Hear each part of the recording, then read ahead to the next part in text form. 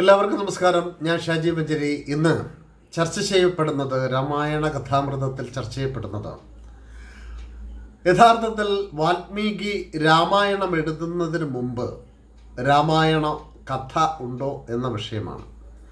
നമ്മളൊക്കെ കേട്ടിട്ടുള്ളത്, വായിച്ചാൽ അറിഞ്ഞിട്ടുള്ളത്, പ്രണയസല്ലാപത്തിൽ ഏർപ്പെട്ടിരുന്ന കിളികളിൽ ഒന്നിനെ വേടൻ അമ്പെയ്ത് വീഴ്ത്തിയ ആ വേദനയിൽ നിന്നാണ് വാൽമീകി രാമായണം എഴുതിയത് എന്നാണ്.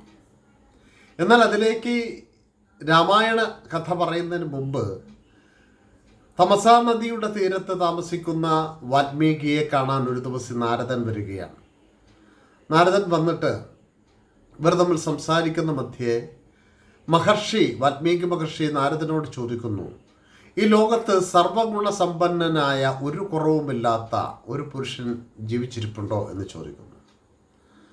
അപ്പം നാരദൻ പറയുന്നു, ഇക്ഷ്വാകു വംശത്തിൽ രാമൻ എന്ന പേരിൽ ഒരു രാജാവുണ്ട്. അവൻ്റെ പ്രത്യേകത നല്ല നീണ്ട കൈകൾ, വിരിഞ്ഞ മാറിടം, നിവർന്ന നട്ടലോടുകൂടി ആത്മവിശ്വാസം സ്ഫുരിക്കുന്ന കണ്ണുകൾ, അതോടൊപ്പം തന്നെ തെളിഞ്ഞ മുഖം, നീണ്ട മനോഹരമായ വിടർന്ന നെറ്റി, ഇങ്ങനെയൊക്കെ രൂപങ്ങളോട് കൂടിയ ആ രാജാവിൻ്റെ പേര് രാമൻ എന്നാണ്. അപ്പോൾ ഈ പേര് കേട്ടപ്പോൾ വാൽമീകി ചോദിച്ചു, എന്താണ് രാമൻ്റെ കഥ? സത്യവും ധർമ്മവും നീതിയും ന്യായവും സത്യസന്ധതയും ജീവിതവ്രതമായി സ്വീകരിച്ച ഒരു രാജാവായിരുന്നു രാമൻ. ആ കഥ നാരദൻ വാൽമീകിയോട് പറയുകയാണ്. ഇക്ഷ്വാകു വംശത്തിലെ രാജാവായിരുന്നു. ആ രാജാവായിരുന്ന രാമൻ സീതയെ കല്യാണം കഴിക്കുന്നു. സീതയെ കല്യാണം കഴിച്ചതിന് ശേഷം പട്ടാഭിഷേകം നടക്കാൻ പോകുന്നു. പട്ടാഭിഷേകം കൈകേയി മുടക്കുന്നു. അതിനെ തുടർന്ന് വനവാസത്ത് പോകുന്നു. പഞ്ചവടിയിലും അതുപോലെ തന്നെ ചില പമ്പാ തീരത്തുമൊക്കെ രാമനും സീതയും ലക്ഷ്മണനും ഒന്നിച്ച് കഴിയുന്നു. സീതയെ രാവണൻ തട്ടിക്കൊണ്ടുപോകുന്നു. അവിടെ രാവണനുമായിട്ട് യുദ്ധം ചെയ്യുന്നു. സീതയെ വീണ്ടെടുക്കുന്നു.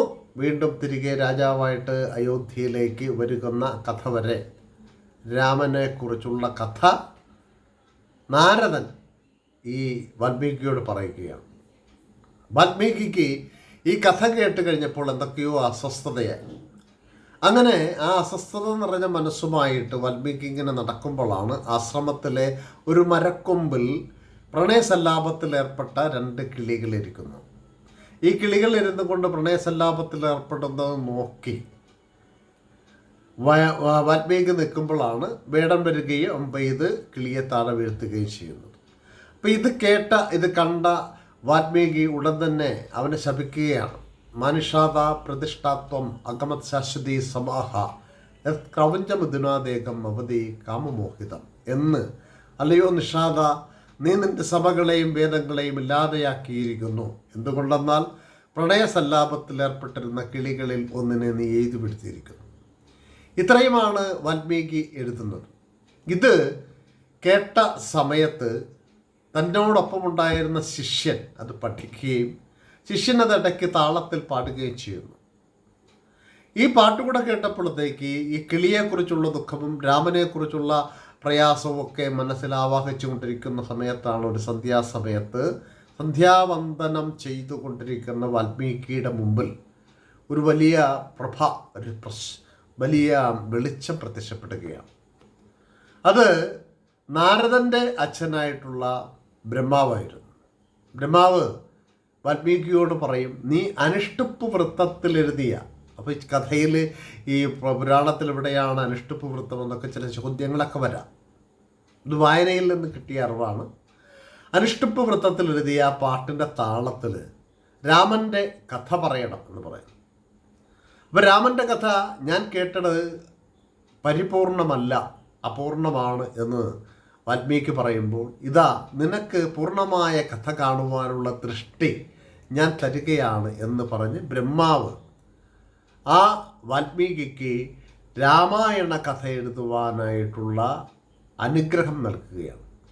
അങ്ങനെയാണ് രാമൻ്റെ ജനനം മുതൽ സ്വർഗാരോഹണം വരെയുള്ള കഥകൾ ഒന്നിന് പുറകെ ഒന്നായിട്ട് തൻ്റെ അകക്കണ്ണിൽ കണ്ട് വാൽമീകി രാമായണം എഴുതുന്നത്. യഥാർത്ഥത്തിൽ വാൽമീകി എഴുതുന്ന രാമായണത്തിന് മുമ്പ് തന്നെ രാമായണം ഉണ്ട്, രാമൻ്റെ കഥയുണ്ട്, രാമൻ്റെ യാത്രയുണ്ട്.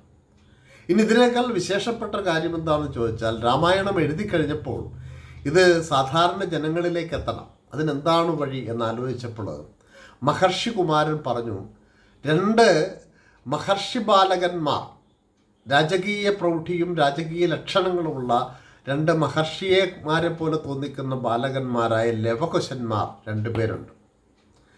അവർ നല്ല പാട്ടുകാരാണ്, അവരെ പഠിപ്പിച്ചാൽ അവർ നാട്ടുതോറും നടന്ന് ഇത് പാടുമെന്ന്. അങ്ങനെ വാൽമീകി അവരെ തൻ്റെ അരികിലേക്ക് വിളിക്കുകയും രാമായണ കഥ ലവകുശന്മാർക്ക് പറഞ്ഞു കൊടുക്കുകയും ചെയ്യുന്നു. അപ്പോൾ വാൽമീകി അപ്പോഴാണ് അറിയുന്നത് ഈ ലവകുശന്മാരെന്ന് പറയുന്നത് രാമൻ്റെ മക്കളാണ് എന്ന്. അങ്ങനെ ഈ ലവകുശന്മാർ ഈ പാട്ടും പാടിക്കൊണ്ട് നാട്ടുതോറും നടക്കുകയാണ്. ഈ പാട്ട് കേൾക്കുന്നവരൊക്കെ കരയുകയാണ്. മഹർഷിമാർ ഉൾപ്പെടെ ഇങ്ങനെ കരയുന്ന ഈ പാട്ട് കേട്ടപ്പോൾ രാമൻ, രാജാവായിട്ടുള്ള രാമൻ ഇതിനെക്കുറിച്ച് അറിയുകയാണ്. രാജാവായിട്ടുള്ള രാമൻ തൻ്റെ സൈന്യത്തെ വിട്ട് ഈ കുമാരന്മാരെ തൻ്റെ കൊട്ടാരത്തിലേക്ക് വരുത്തുകയാണ്. രാജകീയ സിംഹാസനത്തിൽ ഇരുന്നു കൊണ്ട് രാമൻ ഈ ലവകുശന്മാർ പാടുന്ന രാമായണ കഥ കേട്ടു. അതിൻ്റെ ഒരു തുടക്കം കേട്ട് ഇങ്ങനെ വരുമ്പോൾ സാധാരണ രാജാവിരിക്കുന്ന ആ സിംഹാസനത്തിൽ നിന്നിറങ്ങി ലവകുശന്മാരുടെ മുമ്പിൽ വന്നിരുന്ന് ഈ രാമായണ കഥ മുഴുവൻ രാമൻ കേൾക്കുകയും ഈ ലവകുശന്മാർ തൻ്റെ മക്കളാണെന്ന് തിരിച്ചറിയുകയും ചെയ്യുന്നു. അപ്പോൾ ഞാൻ പറഞ്ഞു വരുന്നത്, രാമായണ കഥ യഥാർത്ഥത്തിൽ വാൽമീകി എഴുതുന്നതിന് മുമ്പ് തന്നെയുണ്ട്. അത് വാൽമീകിക്ക് പറഞ്ഞു കൊടുത്തത് നാരദനാണ്. അതിനെ പിന്നെ കാവ്യമാക്കി മാറ്റുക എന്നുള്ളത് മാത്രമാണ് വാൽമീകി ചെയ്തത്. ഇത് നാരദനും വാൽമീകിയും തമ്മിലുള്ള കഥയിൽ നിന്നാണ് ആരംഭിക്കുന്നത്. ഏതായാലും വാൽമീകി എഴുതിയ രാമായണം പാരായണം ചെയ്യപ്പെടുന്ന ഈ സമയത്ത് ഇത്തരം കഥകൾ കുറേ കൂടി വെളിച്ചം നൽകുന്നതാണ് എന്ന് ഉറപ്പായും ഞാൻ വിശ്വസിക്കുന്നു. നിങ്ങളുടെ അഭിപ്രായങ്ങൾ, വിലയേറിയ നിർദ്ദേശങ്ങളുണ്ടാവണം. ഞാൻ നിർത്തുന്നു. നന്ദി, നമസ്കാരം.